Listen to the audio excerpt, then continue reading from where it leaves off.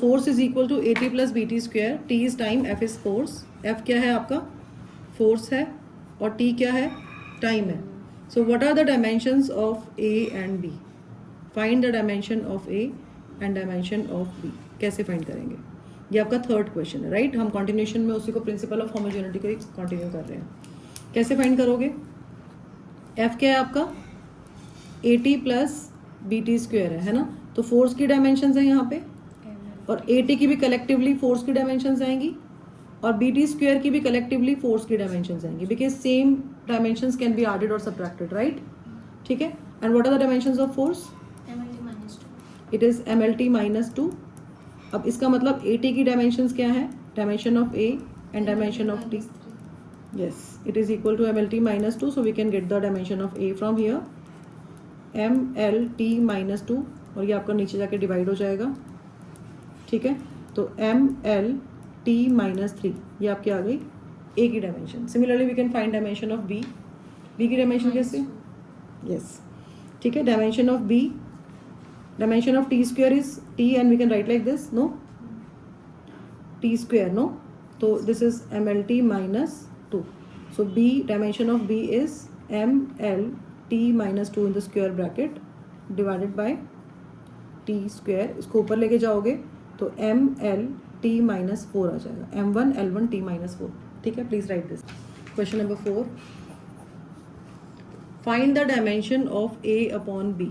आपको a upon b की dimensions find करनी है. डायमेंशन के लिए हम स्क्वायर ब्रैकेट लगाते हैं, right? And the relation is p is equal to a minus x square upon bt, where x is distance. Write this in your notebook. T is time and p is pressure. Pressure is force upon area, we know that, right?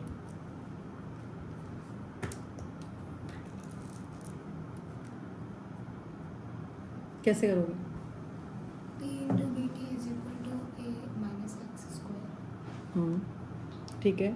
See, we have p is equal to a minus x square upon bt, right? As we know that same dimensions can be added or subtracted, no? इसका मतलब क्या हुआ कि dimension of a should be equal to dimension of x square, है ना?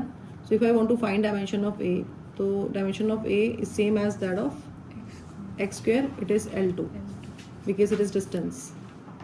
ठीक है. a की dimensions आ गई. अब b की dimensions find करनी है ना? b की, because p is a minus x square upon bt, so this implies b is equal to, we can write b as a minus x square upon p into t. ठीक है. So we need to find dimension of pressure first. Pressure is force upon area. Dimension of force is mlt minus 2. Area is L2. तो ये क्या हो जाएगा आपका? m l minus 1 t minus 2. Any doubt in this? अब a minus x square की dimension collectively we can write L2, because L2 minus L2 है ये, तो ओवरऑल डायमेंशन इज L2, है ना? प्रेशर की डायमेंशन आ गई है, टाइम की डायमेंशन पता है, पुट कर दो and get your answer. L2 ऊपर आ जाएगा. प्रेशर की डायमेंशन लिखोगे m l minus 1 t minus 2, और t की डायमेंशन आपकी कैपिटल T लिखते हैं हम. ठीक है. तो ये क्या हो जाएगा आपका? m minus 1 l 3 and t 1. We have to find the dimension of a upon b. तो a upon b की डायमेंशन फाइंड करनी है. So we will write the dimension of a divided by dimension of b. ठीक है. a की dimensions क्या है आपकी? L2 पुट कर दो. b की डायमेंशन क्या है? m minus 1 L3 T1, and simplify this. You will gate m1 l minus 1 t minus 1. Please do this. Next question number 5. Find the dimension of a cross b divided by c. इसकी dimensions find करनी है आपने. आपको जो relation given है वो है y is equal to 4 sine at plus 3 cos bt minus ct. So t is time and y is distance.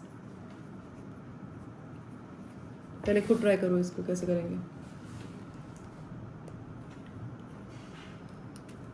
आपको पहले रिलेशन देखना है. क्या है रिलेशन? क्या है आपका? 4 sine 80 plus 3 cos BT minus CT.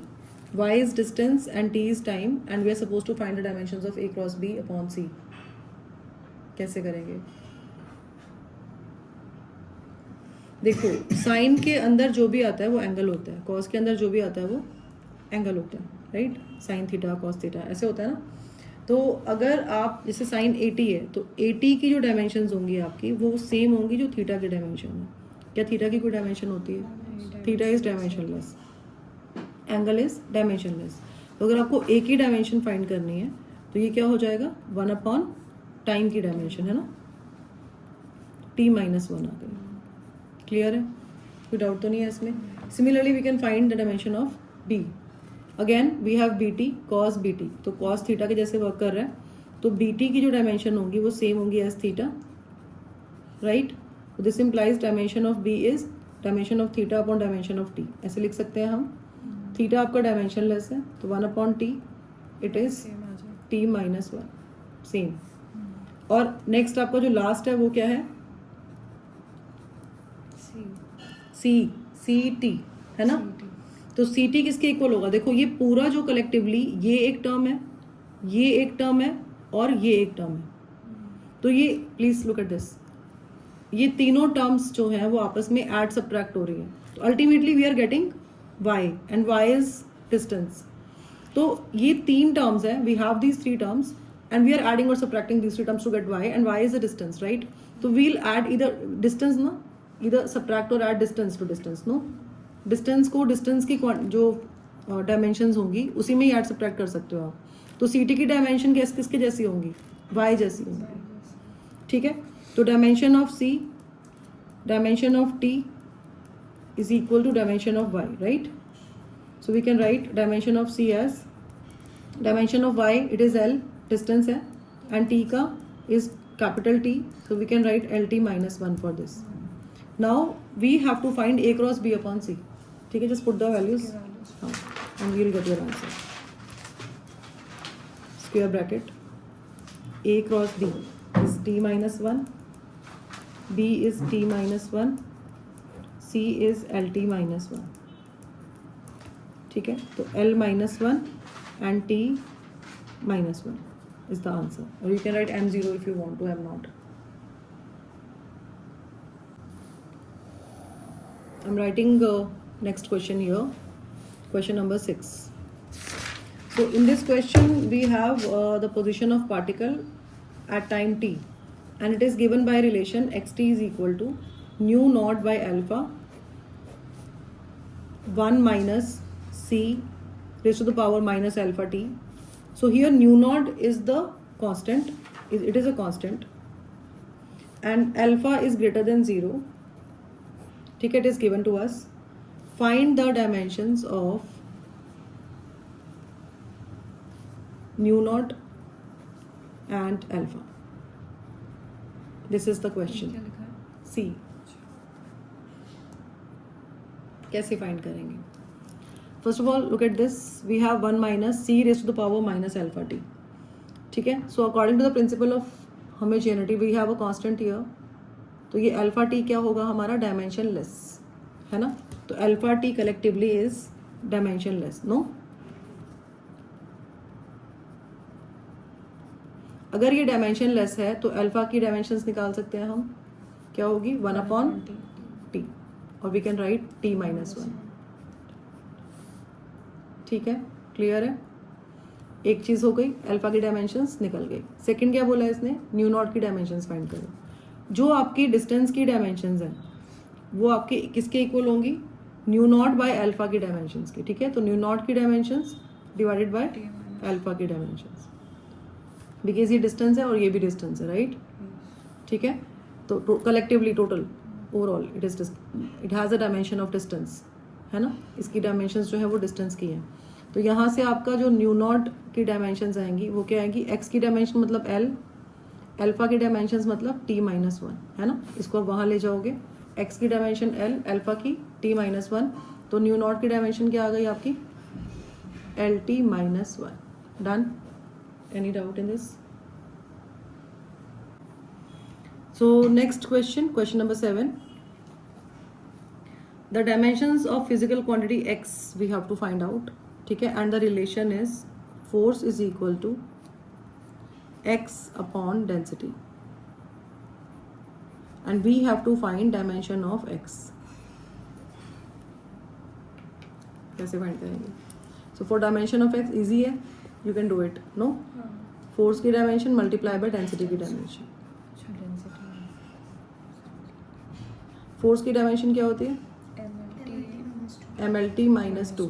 Density की ml minus 3. Mass per unit volume, right? So you'll get m2 l minus 2 t minus 2. Done. Clear? अब जो नेक्स्ट आपका जो मैं आपको क्वेश्चंस करवा रही हूँ वो भी प्रिंसिपल ऑफ होमोजेनिटी पे बेस्ड है, बट इसमें हम प्रिंसिपल ऑफ होमोजेनिटी को यूज करके भी डेराइव द फॉर्मूलाज, ठीक है? तो ये डेरिवेशन ऑफ फॉर्मूले है. Right the heading. इसमें क्या होता है कि आपको ना कुछ गिवन होता है कि जैसे कोई क्वांटिटी गिवन होगी और आपको बताया होगा कि ये क्वांटिटी इन दूसरी क्वांटिटीज़ पर डिपेंड करती है एंड डेराइव द रिलेशन. तो जब हम रिलेशन को डेराइव करते हैं तो we keep this thing in mind कि हमने डायमेंशंस को कांस्टेंट रखना है. मतलब आपका जैसे दोनों साइड हमें डायमेंशंस को सेम रखना होता है. कैसे? एक क्वेश्चन करोगे तो क्लैरिटी और ज़्यादा अच्छे से हो जाएगी. बस आपने अभी ये ध्यान रखना है कि किस पे बेस्ड है ये? प्रिंसिपल ऑफ होमोजेनिटी पे. सेम प्रिंसिपल जो अभी हमने प्रीवियसली किया है, ठीक है, कि same dimensions can be added और सबट्रैक्टेड, बट इसमें we derive the formulas. And how do we derive the formulas?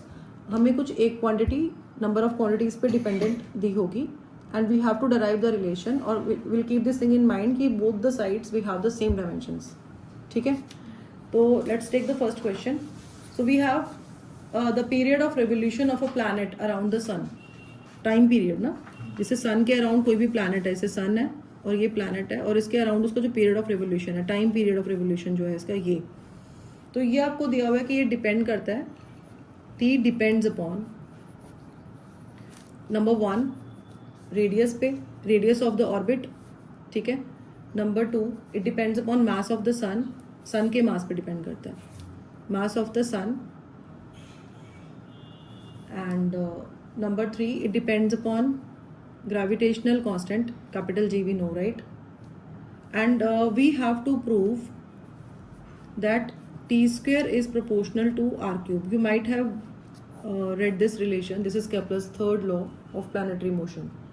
Square of time period is proportional to cube of semi-major axis, right? So a time period depends on radius and mass of the sun and gravitational constant. ठीक है. अगर हमें ये बोला है कि depend करता है तो वी डोंट नो एग्जैक्टली कि कैसे डिपेंड करता है, उसका स्क्वायर है या क्यूब है, because whenever we have a relation, suppose if we consider one relation जो हम बहुत फेमिलियर हैं उस रिलेशन से, F is equal to gm1 m2 by r square. तो here we have a clarity that F is inversely proportional to square of the distance, है ना, and F is directly proportional to product of masses. तो एक clarity है कि मतलब इसकी power 1 है, यहाँ पे कोई स्क्वायर नहीं है, लेकिन जब डिनोमिनेटर में डिस्टेंस है तो उसका स्क्वायर है. तो यहाँ पे अगर हम बोल रहे हैं कि टाइम पीरियड डिपेंड करता है रेडियस पे, मास पे और ग्रेविटेशनल कांस्टेंट पे, तो हमें एग्जैक्टली पता नहीं है कि रेडियस पे कैसे डिपेंड करता है, रेडियस के क्यूब पे डिपेंड करता है, रेडियस के स्क्वायर रूट पे डिपेंड करता है. समझ रहे हो मैं क्या कह रही हूँ? तो how do we write? We write like this, t depends on radius, है ना. तो जो जैसे इसमें है तो टी डिपेंड्स ऑन रेडियस, तो रेडियस की पावर हमें नहीं पता, so we can write power as a. And t depends on mass of the sun, so we can write m raised to the power b and we can write g raised to the power c. ठीक है, because हमें exactly पता नहीं है कि power क्या होगी. तो to remove the sign of proportionality we add a constant, so we can write as k r raised to the power a m b and g c. ये सारे प्रोडक्ट फॉर्म में है, यहाँ पे कुछ भी एडिशन सब्ट्रैक्शन नहीं है. ये एक तरह से आप कह सकते हो कि डायमेंशनल एनालिसिस जो हम कर रहे हैं, जो हम डायमेंशंस पढ़ रहे हैं, ये उसका एक ड्रॉबैक भी है कि ये सिर्फ उन्हीं फॉर्मूलाज को डराइव कर सकता है जो प्रोडक्ट फॉर्म में हो, जहाँ पे कहीं प्लस माइनस ना हो. जैसे s is equal to u t plus half a t square है ना, s is equal to u t plus half a t square है. तो इस टाइप के फॉर्मूलाज में हम इसको यूज़ नहीं कर सकते. इसको हम यूज़ कर सकते हैं जहाँ पे फॉर्मूलाज प्रोडक्ट फॉर्म में होते हैं, जैसे आपका t is equal to 2 pi square root of l g. तो यहाँ पे आपका कोई भी प्लस माइनस का नहीं है, तो यहाँ पे वी कैन यूज़ इट. ठीक है, तो सब प्रोडक्ट फॉर्म में. अब क्योंकि आपका यहाँ पे प्रिंसिपल ऑफ होमोजेनिटी है, तो जो आपके टाइम पीरियड की डायमेंशन होगी कलेक्टिवली यहाँ पर जो डायमेंशंस आएंगी वो आपकी दोनों साइड इक्वल होनी चाहिए, right. So let's write this in dimensions form. So writing the dimensions will get time period का डायमेंशन टी होता है, ये तो कांस्टेंट है ना. तो के अगर कांस्टेंट है then we don't have to write it because constant is dimensionless. तो यहाँ पे आपका नेक्स्ट है रेडियस, तो एल की पावर ए लिखोगे and then we have mass m की डायमेंशन आपकी बी हो गई and gravitational constant. So gravitational constant is G, so we can find the dimension of जी.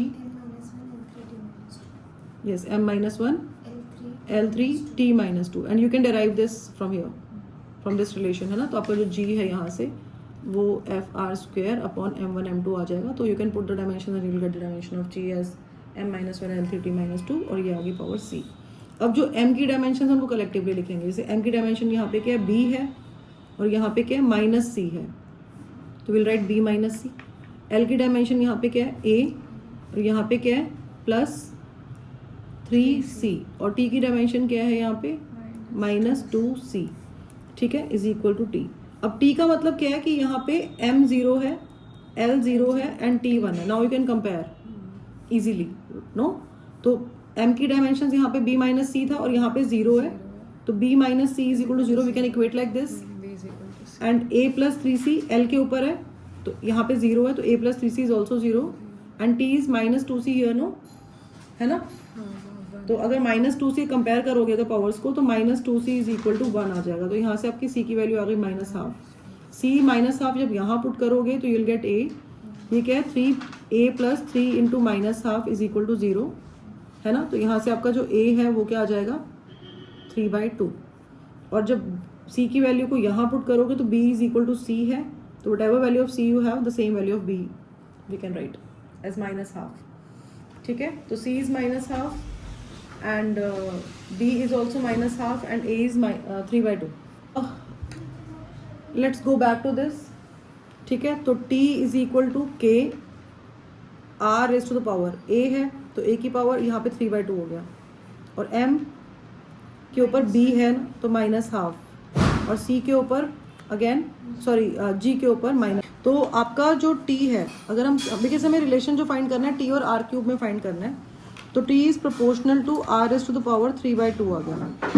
अगर आप दोनों साइड स्क्वायरिंग कर रहे हो तो you will get t square proportional to r cube, ठीक है. This is what we had to prove, no, we have proved it. Okay बेटा, बाय बेटा. देखो यूजुअली क्या होता है कि हम किसी भी क्वांटिटी को फंडामेंटल क्वांटिटीज़ की टर्म्स में, मतलब डायमेंशंस की फॉर्म में लिखते हैं, राइट. तो अगर मैं आपको बोल रही हूँ कि डेंसिटी को की डायमेंशंस लिखो, तो आपको सीधा माइंड में क्या आएगा, डेंसिटी मास अपॉन वॉल्यूम होता है ना. तो if I want to write the dimension of density then it is ml-3, easy. हम ऐसे लिखते हैं, ठीक है. तो उसमें हम मास और लेंथ के टर्म्स में क्यों लिखा हमने डेंसिटी को, बिकॉज मास और लेंथ जो है हमारी वो फंडामेंटल क्वांटिटीज़ है ना. तो यूजुअली हम क्या कर रहे हैं, हम किसी भी चीज़ की, किसी भी डेराइव्ड क्वांटिटी जो है और उसकी डायमेंशंस को फंडामेंटल क्वांटिटीज़ की टर्म्स में ही लिख रहे हैं, right. This is what we are doing, right.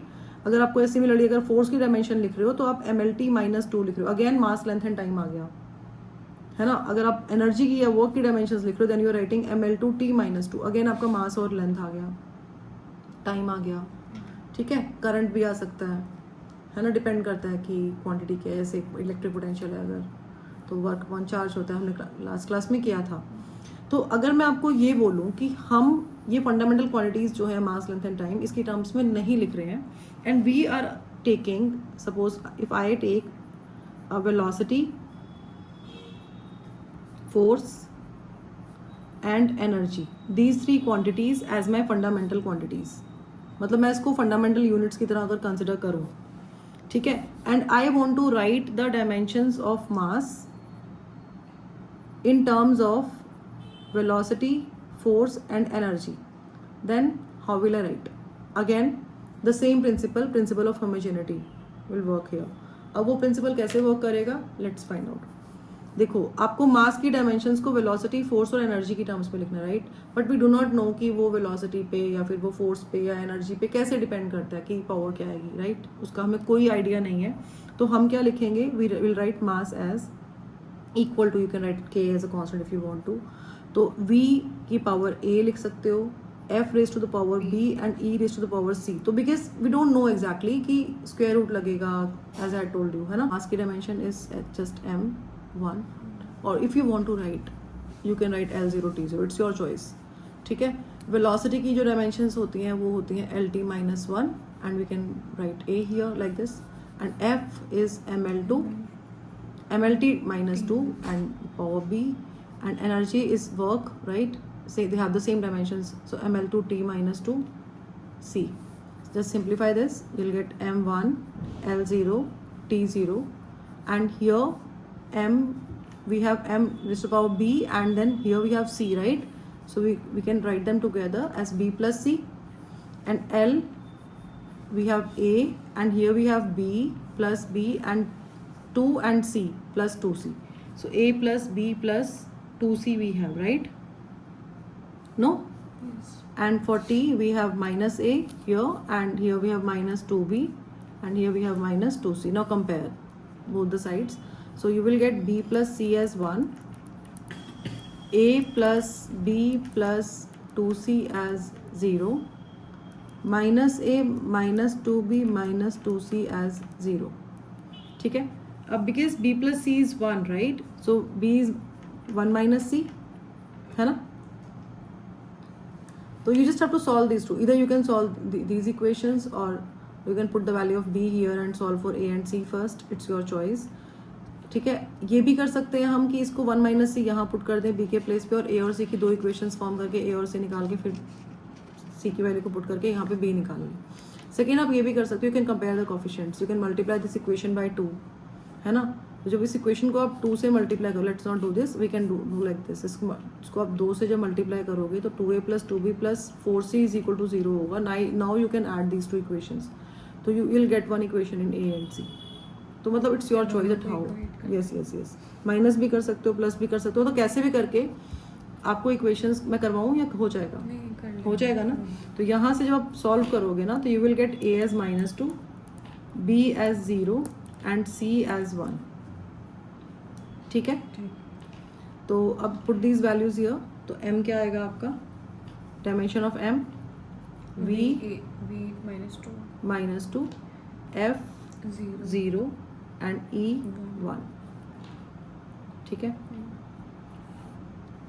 So we got the dimensions of dimensional formula for mass. No? E by V is So this is the dimensional formula for mass. V minus 2, F naught and E 1. Let's try one more question. So if velocity, acceleration and force are chosen as fundamental quantities. If velocity, acceleration and force are chosen as fundamental quantities, then the dimensional formula of angular momentum, बेटा gate बंद कर दे तो disturbance हो रही है. Dimensional formula of angular momentum we have to find in terms of velocity, acceleration and force. So in terms of velocity, acceleration and force we are going to find the dimensional formula of angular momentum. ठीक है. So what is angular momentum? Angular momentum is denoted by L, and vector L it is equal to R cross P और MVR. ठीक है. ठीक है. तो ये आप L को आप MVR भी लिखते हो. नो. सो डायमेंशंस क्या होंगी L की? मास की डायमेंशंस, वेलोसिटी की डायमेंशंस, ML2 T minus 1, है ना. यही होगा ना, ML2 T minus 1. तो अब वेलोसिटी की डायमेंशंस क्या होती हैं? LT minus 1. एक्सेलरेशन की डायमेंशंस क्या होती हैं? LT minus 2. and force MLT minus 2. So we just have to write angular momentum in terms of velocity, acceleration. yes, velocity, acceleration and force. So we can write like this: velocity की power A लिख सकते हो, acceleration की power B लिख सकते हो, और force की पावर आप C लिख सकते हो, because we don't know exactly the कैसे वेरी कर रहे हैं वो पावर्स, राइट. तो एंगुलर मोमेंटम की डायमेंशन आप लिखेंगे यहाँ पे ml2t-1। ठीक है, आपको नहीं आ रहा? नहीं आ रहा है तो आप यू कैन राइट। और फिर वेलोसिटी की डायमेंशंस लिखोगे आप lt-1, a एक्सेलरेशन की lt-2, b फोर्स की mlt-2, c। ठीक है, अब कंपेयर करेंगे, कंपैरिजन से पहले इसको सिंप्लीफाई करना पड़ेगा। तो m की पावर आ गया यहाँ पे c और l के ऊपर आएगा यहाँ a है, इधर आपके पास b है और इधर आपके पास c है, a plus b plus c है, राइट। और t के ऊपर क्या है -a, यहाँ पे -2b और -2c। We can compare again. So c is 1, no, and a plus b plus c is equal to 2, -a -2b -2c is equal to -1। ठीक है, अब इसमें c की वैल्यू 1 पुट करोगे तो a प्लस b क्या आ जाएगा, 2 -1 ना, 1 पुट करोगे 1 वहाँ चला जाएगा, a प्लस b 1 आ जाएगा। यहाँ पे c की वैल्यू 1 पुट करोगे तो -a -2b, c की वैल्यू 1 पुट किया, -2 है तो वहाँ जाके +2 हो जाएगा, तो ये आपका 1 हो गया। Again you can add these to, तो ऐड करोगे तो a से कैंसिल हो जाएगा और b -2b is -b is equal to 2, so this implies b is equal to -2। b की वैल्यू a में इस वाली इक्वेशन में पुट कर सकते हैं हम, तो a आ जाएगा हमारा a -2 इज इक्वल टू 1, तो यहाँ से आपका a आ जाएगा 1 + 2 3। हाँ जी, b की b is -2, a is 3 and c is 1। ठीक है, आ गया। तो अब जब इसमें हम पुट करेंगे ना, we have this relation, right, तो आपका जो एंगुलर मोमेंटम की डायमेंशंस आएंगी वो क्या आएंगी, v की पावर a है, राइट, तो v क्यूब है ना, और f a आपका b है तो a and b is -2, will write -2, और c जो है आपका वो क्या है 1, तो f1, तो we can write like this for angular momentum, v cube a -2 f1। ठीक है, clear. Next heading is conversion of units.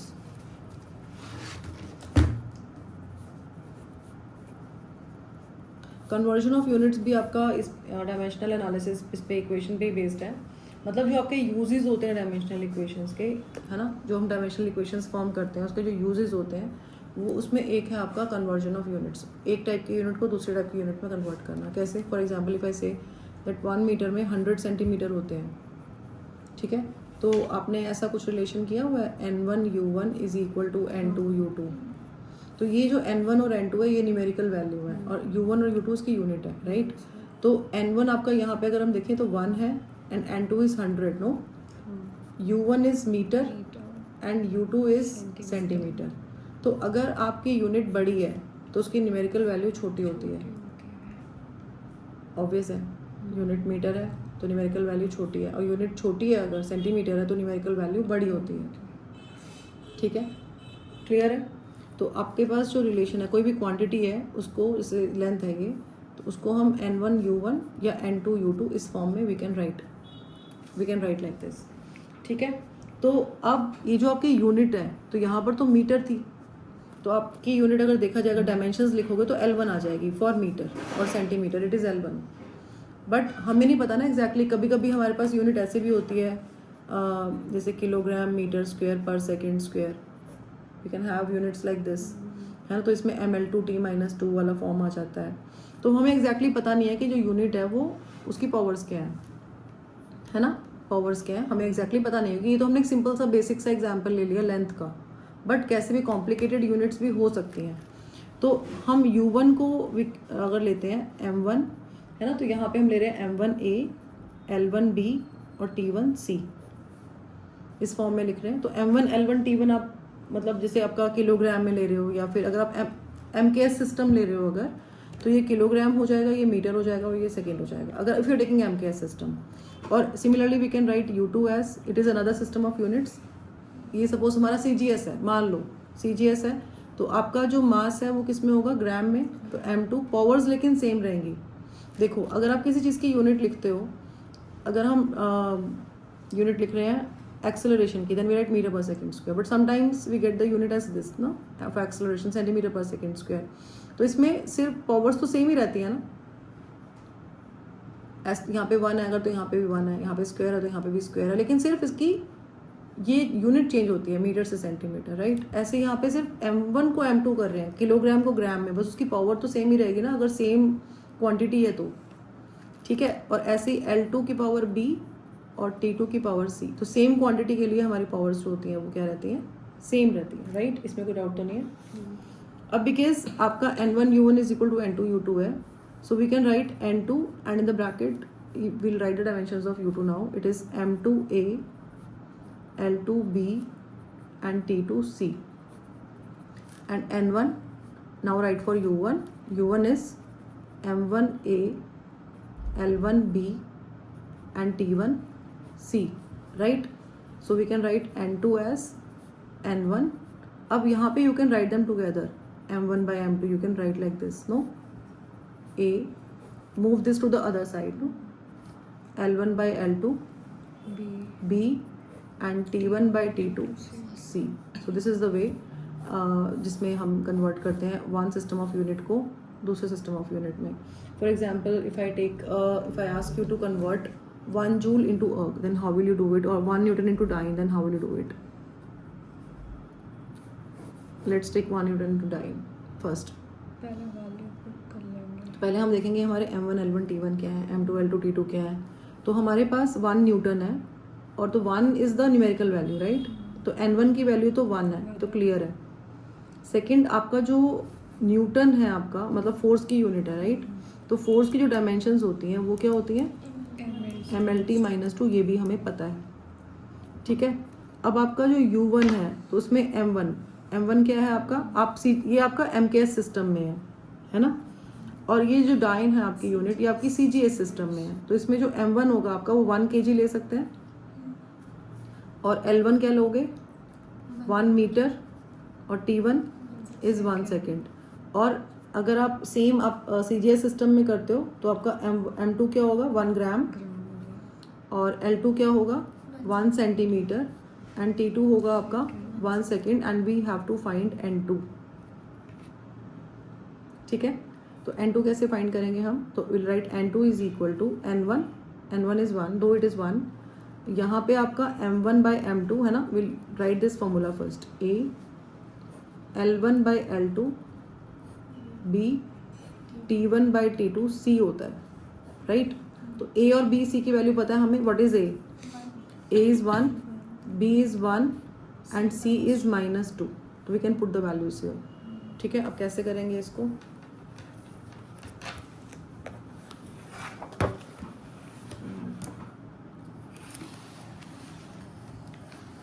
कैसे करोगे. तो n2 is equal to n1 को 1 पुट कर दोगे. m1 आपका 1 kg है ना, और m2 आपका 1 ग्राम है और पावर a क्या है 1. L1 is 1 metre 1 centimetre and b is 1 again 1 second and c is 2, ठीक है. तो n2 is equal to it is -2. Though it is -2, you'll get 1 only, no.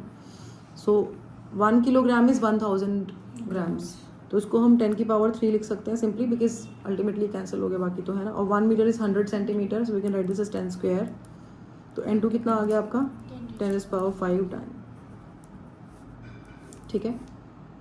तो आपका 1 newton is equal to 10⁵ time. You can enclose your answer in the box at the end. अच्छा, next इसमें जो conversion of units में एक second question एक और लेते हैं.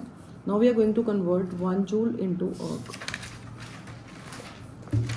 ठीक है. You can do it.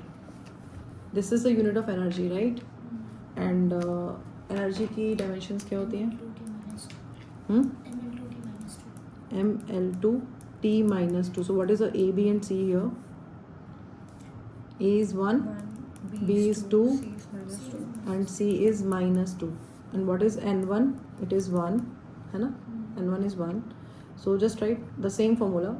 n2 is equal to n1, we write like this, m1 by m2 a, l1 by l2 b, t1 by t2 c. we know what are t1 t2 and l1 l2 are, no. CGS and MKS system we are using here because this belongs to MKS system and this belongs to CGS system. So N1 is 1, M1 is 1 kilogram, M2 is 1 gram, A is 1, L1 is 1 meter, L2 is 1 centimeter, and B is 2. T1 is 1 second, T2 is 1 second, and C is minus 2, right? So what will you get? 10 cube, and this is your 10 square, है ना, 100 centimeter. This is 1000 grams, no? And this is 100 centimeter. So 10 square raised to the power 2, 10 to the power 4. So N2 is 10 to the power 7. So 1 joule is 10 raised to the power 7. Oh. It was easy, no? Because we had done for Newton, we can easily do for joule. Let's try the third question now. See, in the third question, we are taking surface tension of mercury. Please write this. Surface tension of mercury is 540 times per centimeter. What will be its value when, please write the question completely because otherwise you won't understand anything. What will be its value when, 540. yes, 540 times per centimeter. What will be its value when unit of mass is 1 kg, unit of length is 1 meter, and unit of time is 1 minute. This is the question. Surface tension का जो formula होता है वो हमें पता होना चाहिए. MT minus 2. Surface tension is force per unit length, है ना, right? So MLT minus 2, you're right. L, it's MT minus 2. अच्छा, अब इसमें देखो, आपको जो गिवन है ना वो आपका डाइन्स पर सेंटीमीटर है, राइट? तो आपको जो गिवन है वो आपका CGS सिस्टम है, और जो आपने फाइंड करना है वो एक डिफरेंट सिस्टम ऑफ यूनिट है जो MKS भी नहीं है, बिकॉज आप टाइम को 1 मिनट ले रहे हो. तो आप M1, L1, T1 को CGS वाला लोगे, ठीक है? तो आपका जो N2 है वो क्या आएगा? N2 is equal to, N1 is 540, है ना, 540. M1 को आप लो 1 ग्राम, और आपको जो न्यू सिस्टम ऑफ यूनिट बोला है उसमें मास को हम 1 kg ले रहे हैं, राइट? तो M2 को हम 1 kg लिखेंगे, और इसकी A क्या है आपका 1, B है आपका 0, और आपका C जो है वो -2 है. अगर हम देखते हैं यहाँ पे, क्योंकि L भी ले रहे हैं ना हम, MLT है ये, तो L वाला तो 0 ही है, तो we don't have to write this, कोई मतलब नहीं है लिखने का, ज़रूरत भी नहीं है ना. और आपका T1 इज़ 1 सेकेंड, और T2 आपका हो गया 1 मिनट, और इसकी जो C है वो आपका -2 है, तो we can put this value here. तो ये आपका आ गया 540. अब ये 10 क्यूब नीचे आएगा, 10. तो 10 क्यूब नीचे आएगा तो इंटू 10 की पावर -3 कर दोगे, और यहाँ पे आपका नीचे 60 सेकेंड्स हो जाएगा, तो 1/60 कर सकते हैं हम इसको, है ना. तो 1/60 इंटू 60, और लेकिन इसकी पावर जो है वो -2 है, तो ये ऊपर जाके +2 हो जाएगा ना. तो 540 इन 10 पावर -3 इंटू 60 इंटू 60, है ना. Sorry, it is just 60 here, and 60 की पावर -2 है, तो ऊपर जाके 60 इंटू 60 हो गया ये, ठीक है. यस, 1944. अब यहाँ पे जो यूनिट है वो पता नहीं है, तो अब लिखोगे न्यू यूनिट, ठीक है, new units of surface tension, you can write like this. Next जो आपका डायमेंशनल इक्वेशन का एप्लीकेशन है ना, उसमें ये है कि checking the correctness of given formula. मतलब अगर आपको कोई फार्मूला दिया हुआ है कि, और आपको चेक करना है कि वो फार्मूला डायमेंशनली करेक्ट है या नहीं है, कैसे चेक करोगे, ठीक है. करेक्टनेस को हम कैसे चेक करते हैं? Suppose we are given a formula, जैसे आपके पास ये है, V इज इक्वल टू 1/L square root of P upon rho, and हमें चेक करना है कि ये जो फार्मूला है, हाँ, तो डायमेंशनली करेक्ट है या नहीं है. तो हम पहले लेफ्ट हैंड साइड लेंगे, फिर राइट हैंड साइड लेंगे, और फिर देखेंगे कि चेक करेंगे कि है या नहीं. तो यहाँ पे जो आपकी V है वो है वेलोसिटी, ठीक है. V is velocity, L is length, and P is pressure, and rho is density, ठीक है. तो पहले हम लेफ्ट हैंड साइड लेते हैं. तो लेफ्ट हैंड साइड में we have just velocity, dimensions क्या होती हैं इसकी, LT -1, right. Right hand side में we have 1/L square root of P upon rho. ठीक है, right the dimensions now. 1/L, L की डायमेंशन L लिखोगे. प्रेशर की डायमेंशंस क्या होती हैं? ml minus 1 t minus 2. Very good. ml minus 1 t minus 2. Density की dimension ml minus 3. ml minus 3. ठीक है, तो जब इसको आप सिंप्लीफाई करोगे ना, then what will you get on simplification? What will you get? L here and we have LT minus 1 here. No, so we are getting T minus 1. So is this formula dimensionally correct? Left hand side we are getting LT minus 1, right hand side we are getting just T minus 1. So the given formula is dimensionally not correct. No, the relation is not, we'll write the relation is not dimensionally consistent.